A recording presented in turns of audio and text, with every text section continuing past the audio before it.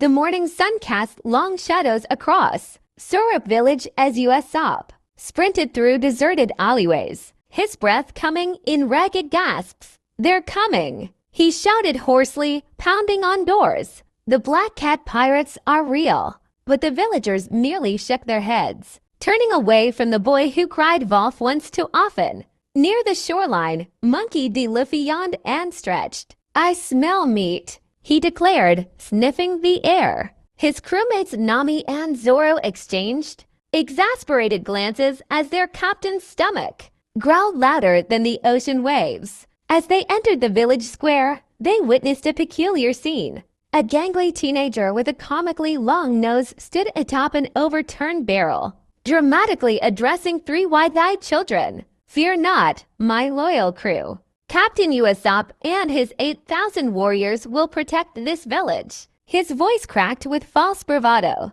Nami's eyes narrowed.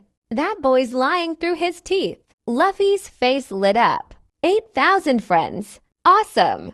Usopp froze mid-gesture, spotting the newcomers. Beads of sweat formed on his forehead as he desperately pointed past them. "See, monster! Behind you!" When the strangers turned, he grabbed the children and bolted. In the opulent mansion overlooking the bay, the frail Kaya coughed weakly beneath her blankets. The ever-present Gladiator adjusted his spectacles with gloved hands. "You must conserve your strength, Miss Kaya. No visitors today." Yet moments later, Usopp's familiar face appeared at her window, contorted in ridiculous expressions. "You'll never believe what I saw today," he whispered loudly. Kaya's pale lips twitched. "Must you always spin such tales?" Before Usopp could reply, a floorboard creaked outside her door. He vanished into the night like a shadow.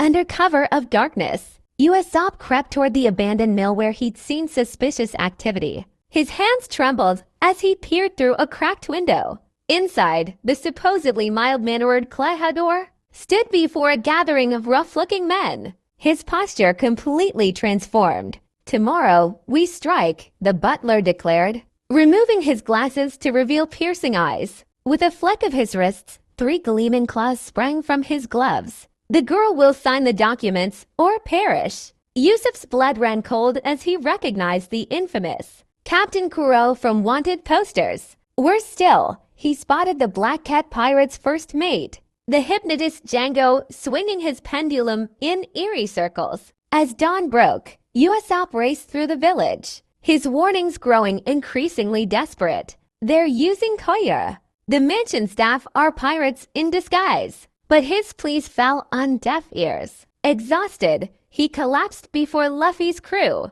"Please," he begged, tears mixing with sweat. "I've lied about everything except this." Luffy studied the trembling boy, then suddenly grinned. "So where do we find these fake butlers?" As the first rays of sunlight hit the village, ominous shadows began moving toward the mansion. Some slunk through alleys with drawn cutlasses. Others emerged from ordinary shops, shedding their civilian disguises. Usopp gripped his slingshot tightly as he led Luffy's crew toward the looming confrontation. Somewhere in that mansion, Kaya remained oblivious to the danger. Somewhere in those halls, Kuro's claws waited to strike. And somewhere among the gathering storm clouds, the Black Cat pirate's darkest secret remained hidden.